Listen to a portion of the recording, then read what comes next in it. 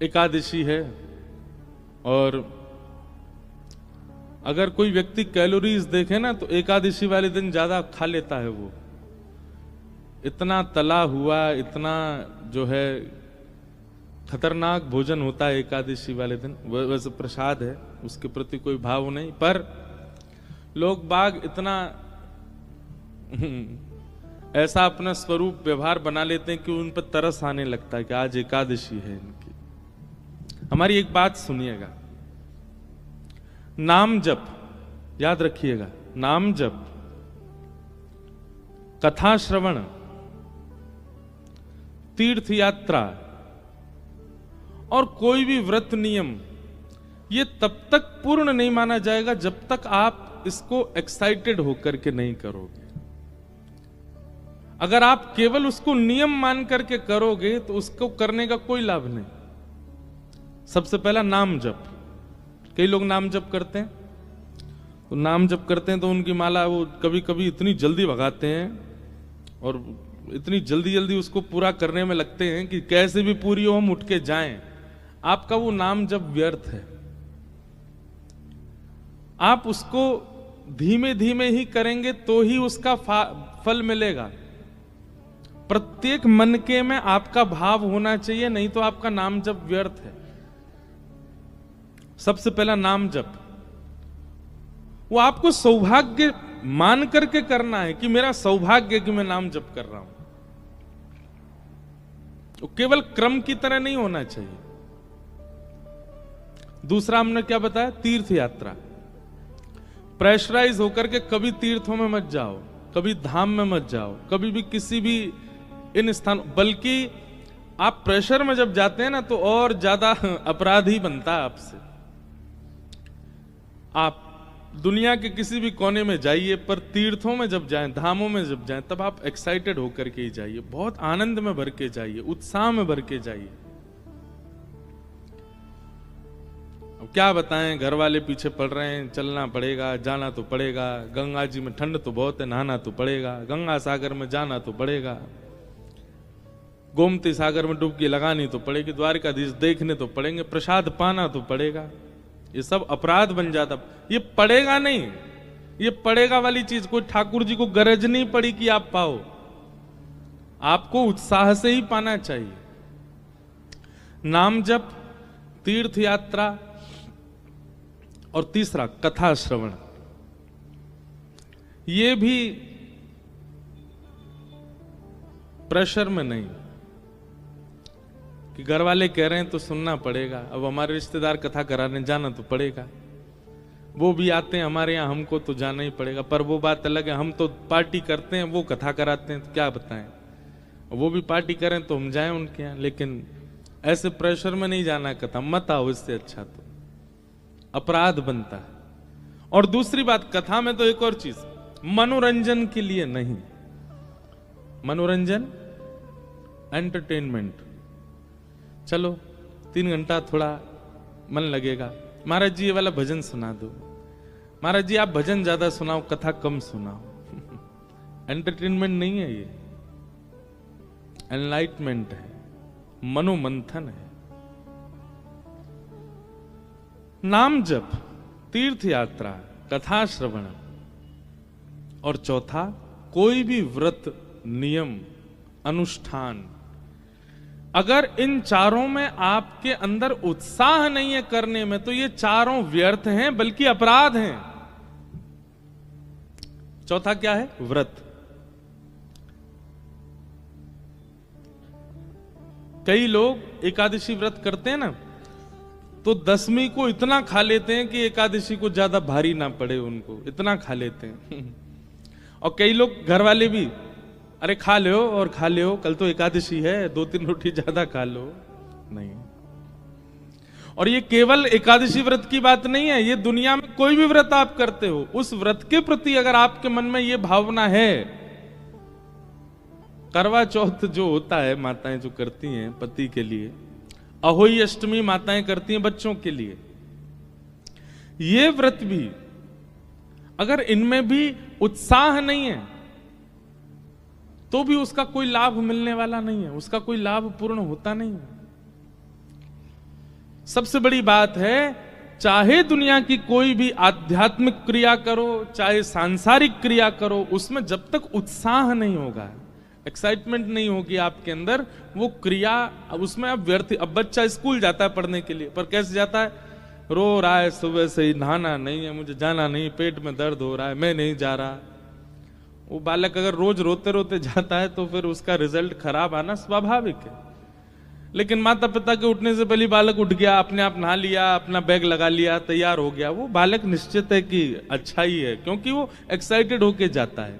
तो संसार की कोई भी क्रिया हो, आप उसमें कितनी व्यवस्था करते हैं, कितना व्यवस्थित होके करते हैं, वो बहुत जरूरी नहीं है, आप एक्साइटेड कितने हो उस चीज को करने में। तो एकादशी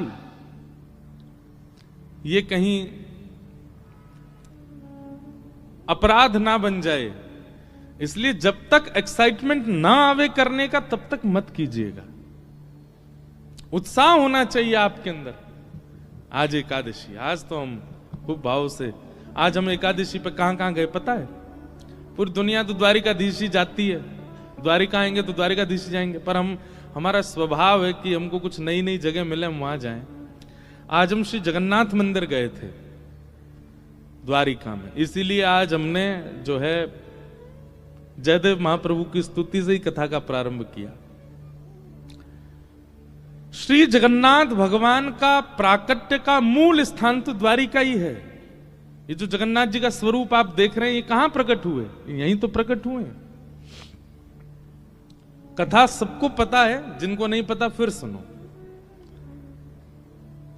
यहीं द्वारिका में भगवान की सब पटरानियां, उनकी एक इच्छा रहती है कि हमको कृष्ण लीला सुननी है, हमको मथुरा की लीला सुननी है, हमको वृंदावन की लीला सुननी है। देव की मैया के पास जा नहीं सकती, क्योंकि देव की मैया ने तो ब्रज लीला देखी नहीं, वो तो कारागृह में रही हैं।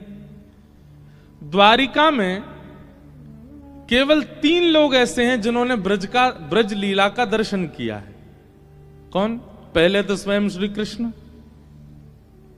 दूसरे श्री बलराम जी, और तीसरी बलराम जी की माता जी रोहिणी मैया। इन तीनों ने ही केवल ब्रज का दर्शन किया, ब्रज लीला का। बाकी यदुवंशियों में किसी ने दर्शन नहीं किया।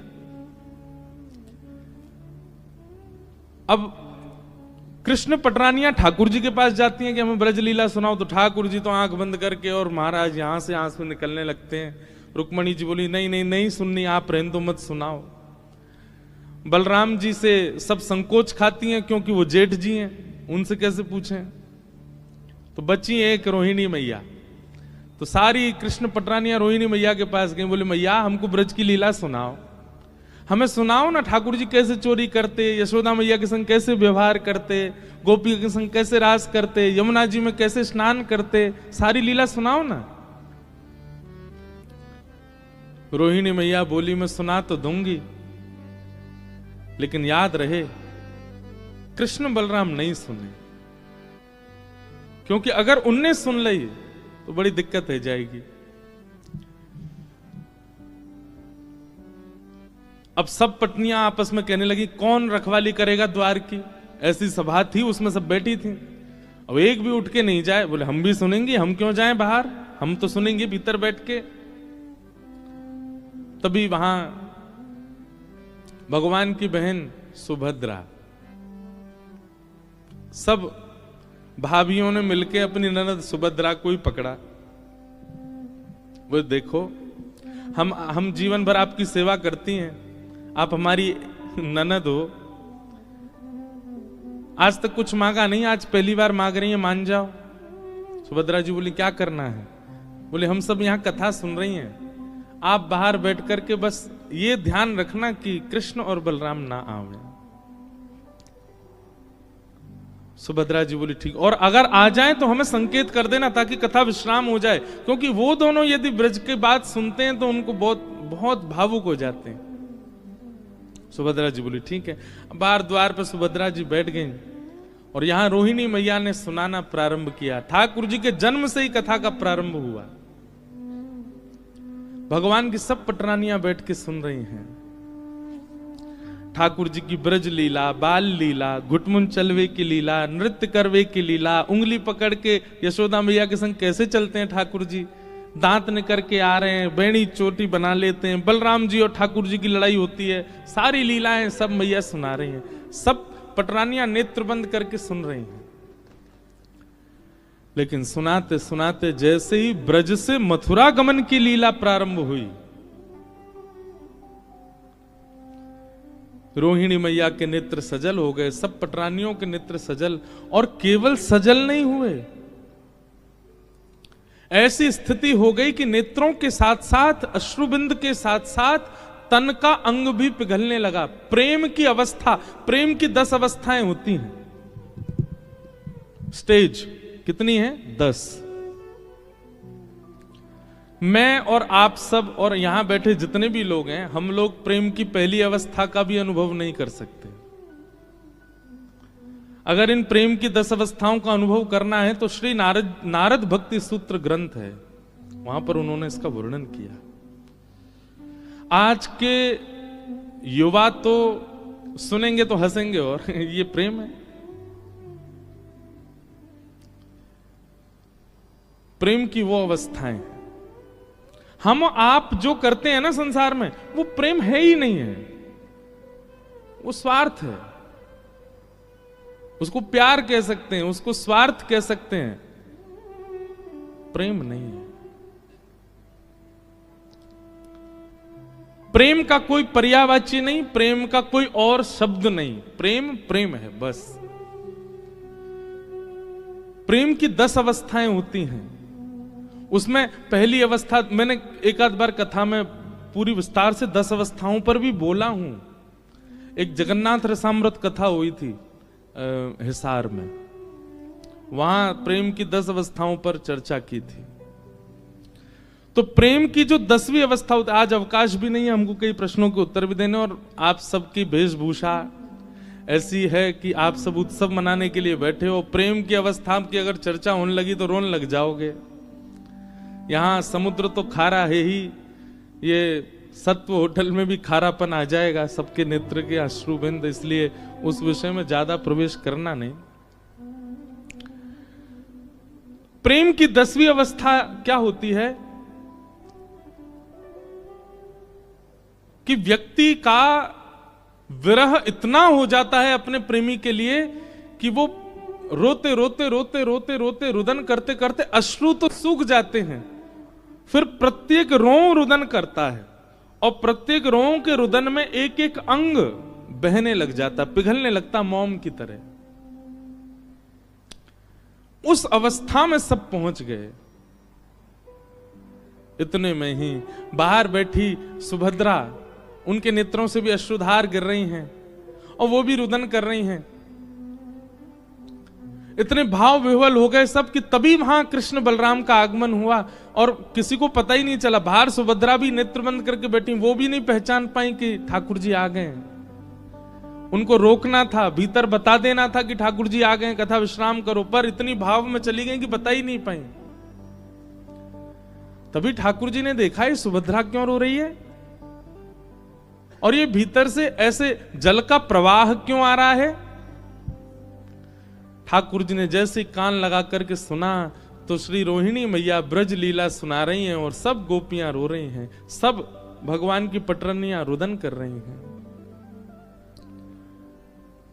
ठाकुर जी ने मन में विचार किया, भीतर गया तो कथा में विक्षेप होगा, यहीं बैठ जाओ।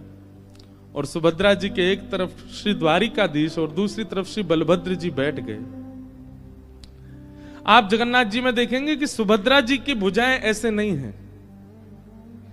जब जगन्नाथ जी का दर्शन करोगे तो ये जो 2 भुजाएं सुभद्रा जी के बगल में हैं, ये ठाकुर जी की ही हैं, एक ठाकुर जी की, एक बलराम जी की। सुभद्रा जी की भुजाओं का ऐसे दर्शन नहीं है। क्यों? क्योंकि ब्रज लीला में सुभद्रा भी तो नहीं है।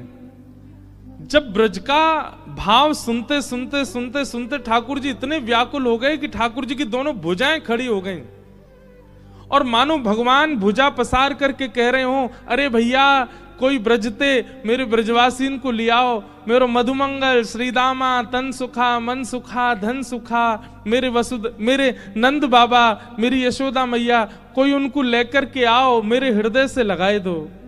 मुझको ब्रजवासीन की बहुत याद आ रही है। ऐसा कहते कहते ठाकुर जी की भुजा खड़ी हो गई और यहां बलभद्र जी की भुजा भी पसर गई, और तभी प्रेम की 10वीं अवस्था आई और श्री ठाकुर जी के नेत्र पिघलने लगे, नासिका पिघलने लगी, कान पिघल गए, हाथ पिघल गए, पैर पिघल गए, सर्वांगीण अंग पिघलने लगा ब्रजवासियों के प्रेम में, याद में। ये दृश्य देख करके देवलोक में हाहाकार मच गया, ये क्या हो रहा है। तभी सब देवताओं ने नारद जी को भेजा, जाइए जाकर के, कैसे भी ठाकुर जी पूरे सर्वांगीण पिघल जाएंगे, नदी बन जाएंगे, आप जाकर के कुछ कीजिए। बंधुओं एक बात कहें, परब्रह्म परमात्मा वो किसी बंधन में नहीं है, वो सबसे मुक्त हैं, बल्कि उनकी शरण में आने वाले अपने बंधनों से मुक्त हो जाते हैं। पर वो परमात्मा भी प्रेम के बंधन में तो बंधता है।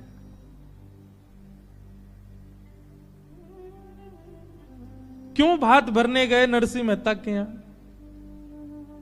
प्रेम। क्यों कर्माबाई की झूठी बिना नभी धुबी अपवित्र, अब ये कहना तो बड़ा गलत है, पर एक प्रकार से हमारी दृष्टि से देखा जाए, जैसे हम प्रसाद बनाते हैं उस अनुसार तो कर्मा की खिचड़ी पाने योग्य नहीं थी ठाकुर जी के। पाने क्यों जाते थे? प्रेम। जो जगत नियंता जगदाधार सबको बंधन मुक्त करता है, वह भी एक बंधन में तो है, प्रेम। ठाकुर जी का सर्वांगीण अंग पिघलने लगा, नारद जी महाराज प्रकट हो गए। अब नारद जी बोले ठाकुर जी को तो अभी छेड़ना उचित नहीं है, ये तो प्रेम की अवस्था में जा चुके हैं। नारद जी महाराज दौड़ करके कथा सभागृह में आए और भीतर आकर के सीधे रोहिणी मैया से जाकर के कहा, मैया मैया कथा यहीं विश्राम कर दीजिए। रोहिणी मैया के नेत्र खुले, आंखें लाल पड़ रही हैं, अश्रुधार से सर्वांगीण वस्त्र गीले पड़ गए।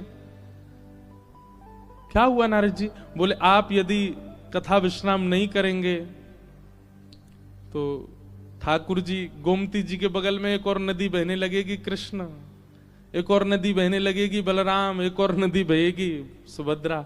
स्थिति तो देखो। बाहर आकर के देखा तो सर्वांगीण अंग पिघल चुका है द्वारिकाधीश का। रोहिणी मैया सब पटरानियां रुदन करने लगी ठाकुर जी की इस अवस्था को देख करके।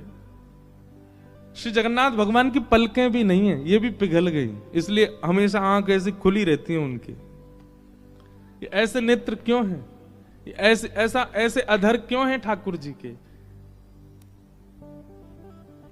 कभी कभी हमें संशय होता है, हम ठाकुर जी से प्रेम करते हैं कि ठाकुर जी भक्तों से प्रेम करते हैं? प्रेम हम करना ही नहीं जानते, ठाकुर जी ही करते हैं।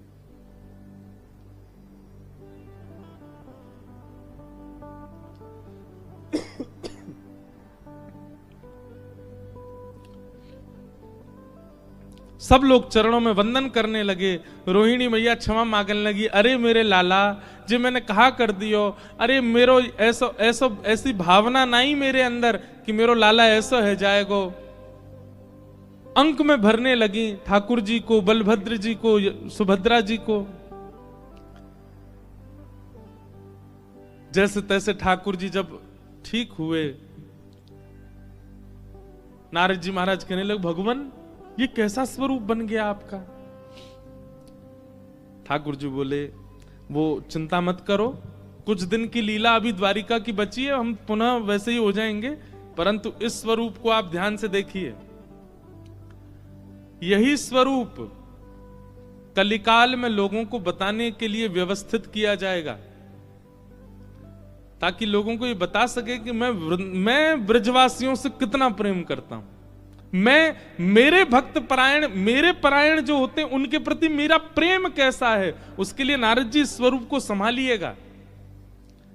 एक राजा होंगे इंद्रद्युम्न नाम के, और वे मेरे स्वरूप की प्राप्ति के लिए खूब यत्न करेंगे, तब वे मेरा एक स्वरूप बनवाएंगे और तब उस मूर्तिकार से यही स्वरूप प्रकट होगा और यही जगन्नाथ कहकर के पूरे विश्व में प्रसिद्ध कहलाएगा। बोलो जगन्नाथ महाप्रभु की जय। ब्रजवासी वल्लभ सदा मेरे जीवन प्राण, इनको नाही बिसारी हूं मोहे नंद बाबा की याद। कितने प्रिय हैं ठाकुर जी को ब्रजवासी। ब्रजवासी का मतलब, अब आप लोगों में से कई ये भी सोच सकते हैं खुद ब्रजवासी ना, यही हमारे अपनी अपनी प्रशंसा कर रहे हैं। नहीं, ठाकुर जी से प्रेम करने वाला हर वैष्णव ब्रजवासी है और उससे ठाकुर जी बहुत प्रीति करते हैं। तो वही स्वरूप द्वारिका में प्रकट हुआ और उसी स्वरूप को श्री नारद जी महाराज ने श्री जगन्नाथ भेजा और कलिकाल में इंद्रद्युम्न राजा के यहां भगवान श्री जगन्नाथ बनकर के प्रकट हुए। तो आज हम गए थे। अब संभवतः हमको कोई बताने वाले ऐसे विशेष तो थे नहीं, एक भैया हमको लेकर के गए द्वारिका के, पर वहां आप द्वारिका में एक चीज अनुभव करते हैं, जैसे ही आप जामनगर से द्वारिका के लिए आएंगे, उजड़ा उजड़ा सा दिखेगा चारों ओर, ना कोई खेती, ना कोई बाड़ी, ना कोई वृक्ष, ना कोई फल, ना कोई फूल, कुछ नहीं।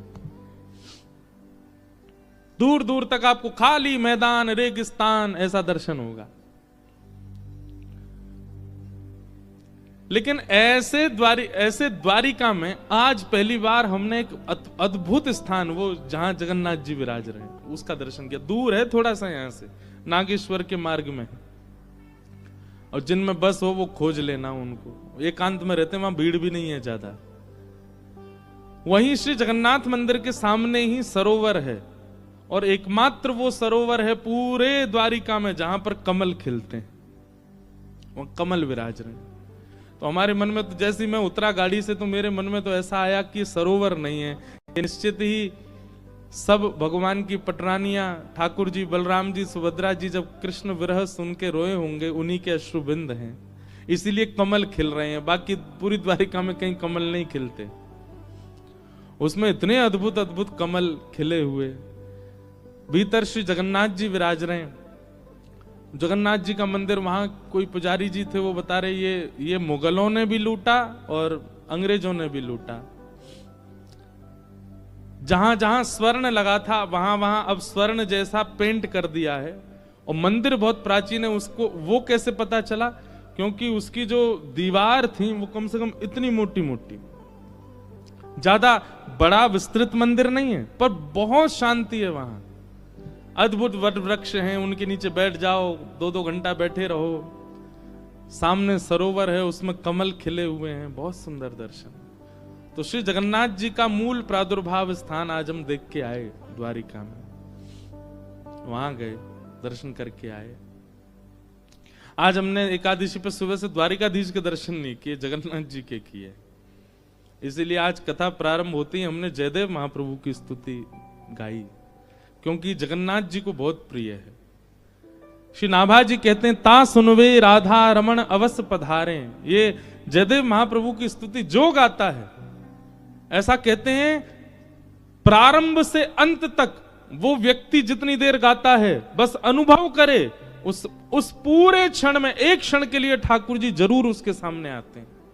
चाहे वायु के रूप में आए, चाहे किसी कण के रूप में आए, ठाकुर जी आते जरूर हैं, बस वो अनुभव करे। इसलिए आप कोई भजन गाओ, कीर्तन गाओ, कुछ भी करो, खूब आप मन इधर उधर रखो, पर जब आप जयदेव महाप्रभु का गीत गोविंद गाओ तो बहुत अनुभव करते हुए बैठिए। कान, आंख, नाक, जीव, त्वचा सबको अनुभव युक्त करके बैठिए, निश्चित ही कोई अनुभव ठाकुर जी का आपको होगा। ये जयदेव महाप्रभु की स्तुति का प्रभाव है, ठाकुर जी निश्चित आते हैं।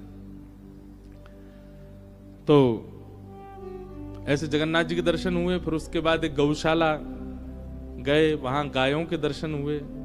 द्वारिकाधीश की गैयाओं के दर्शन करके अब आप सबके दर्शन कर रहे हैं।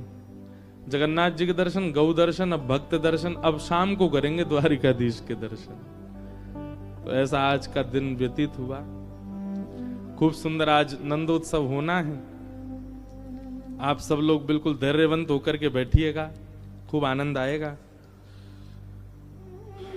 कुछ भाव आए हैं। एक तो हमने कल कहा वो नंद लाला ने माता यशोदा जी सांवर। आज हमको कितने लोगों ने, एक कहां है, दो, तीन कितने लोगों ने लिख करके दिया, और सुबह सुबह 4-5 और भी आ चुके हैं। आज इतने लोगों ने लिख के दे दिया है कि अब पर्याप्त है हमारे पास। गाएंगे आज तो जन्मोत्सव है, आज नहीं गाएंगे, कल या परसों में गाएंगे पूरा। कुछ प्रश्न हैं, इनके उत्तर सुन लेते हैं। सबसे पहला एक प्रश्न है कि धाम में रहते हुए नाम जप, ध्यान और पूजा अर्चना करते हुए पूर्ण शुद्धता से धर्म का पालन तो करते ही हैं, परंतु धाम में रहकर परम धर्म की ओर कैसे बढ़ें? यह कोई निश्चित ही द्वारिका धाम निवासी का प्रश्न है। आपका यह प्रश्न है कि आप पूजा अर्चना आदि सब बिल्कुल शुद्धता से कर लेते हैं, पर परम धर्म की ओर कैसे बढ़ें? परम धर्म हमने पहले दिन बताया था, देह की शुद्धि की जो भी क्रिया होती है वो सब धर्म, पर आत्म कल्याण की भावना, आत्म कल्याण की स्थिति को परम धर्म कहते हैं। ठाकुर जी के धाम में आप रहते हो तो इसका मतलब यह है कि इस धाम का दायित्व आपके पास है, इसीलिए आप धाम में जन्मे हो। हमारा वृंदावन में जन्म हुआ तो वृंदावन की रक्षा, सुरक्षा, शुद्धता, सेवा का कर्तव्य मेरा है, क्योंकि मेरा जन्म वहां हुआ है। इसीलिए हम कथा गा रहे हैं और सबको वृंदावन से जोड़ रहे हैं। मैं अपने कर्तव्य का पालन कर रहा हूं। यही मेरे लिए परम धर्म है कि मैं धाम से लोगों को जोड़ रहा हूं। आप धाम में रहते हुए श्री ठाकुर जी ने जिन जिन नियमों का पालन किया उनका पालन करो। ठाकुर जी ने क्या पालन किया? धाम में राजा महाराजा आ जाएं, उनको बाद में पूछते थे ठाकुर जी। द्वारिकाधीश जी सुबह उठते ही सैनिकों से पूछते थे, हाँ भाई देर रात कोई संत तो नहीं आए, कोई महापुरुष तो नहीं आए, कोई महात्मा तो नहीं आए, कोई दूर तीर्थ के कोई पुरोहित तो नहीं आए, कोई वैष्णव तो नहीं आए? तो आपका भी यही कर्तव्य, धाम में रहते हुए निश्चित ध्यान रखिए कि अगर कोई वृंदावन से आवे, कोई अयोध्या से आवे, कोई तीर्थ से आवे, उस वैष्णव से मिलने जरूर जाइए और उसकी यथा उचित जो सेवा आपसे हो सके वो करो। पहला कर्तव्य। दूसरा कर्तव्य, द्वारिका में ठाकुर जी की गैया रोडों पर घूमती रहती हैं, कचड़ा खा लेती हैं, कुछ भी करती हैं। आज हम गौशाला गए थे, गौशाला में गौ सेवा देख करके मन बहुत प्रसन्न हुआ, पर मन में भाव आया कि द्वारिका जैसे स्थान पर श्री द्वारिकाधीश जी की गैया ऐसे घूमती रहे, अच्छा नहीं लगता है। तो यहाँ के धाम वासियों को ये कर्तव्य निष्ठा पालन करनी चाहिए कि कोई भी गाय द्वारिका में ऐसे ना रहे, उसको यथा उचित स्थान मिले और उसकी सेवा का प्रकल्प प्रारंभ हो। तीसरा, समुद्र गोमती संगम है, कम से कम एक बार वहां का दर्शन और वहां बैठकर के भगवत चिंतन ये आपको करना चाहिए। अब ऐसे कई भाव आते जाएंगे चित्त में, पर ये विशेष 3 भाव हैं, इनका आप पालन करो। द्वारिकाधीश दर्शन इसमें नहीं है। ठाकुर जी दर्शन देने के लिए धाम वासियों के लिए नहीं बैठे, बाहर वालों के लिए बैठे। धाम वासियों में तो स्वयं ही ठाकुर जी विराजमान है, इसलिए वो अवसर मिले तो करो, नहीं तो ये 3 क्रिया। फिर आपने एक प्रश्न किया कि बच्चों को सहज रहना कैसे सिखाएं। सहज समझते हैं? डाउन टू अर्थ, दीन। आजकल युवा सहज नहीं है और उसके पीछे कारण क्या है? जरा सी उपलब्धि मिलने पर ही उनको अहंकार आने लग जाता है।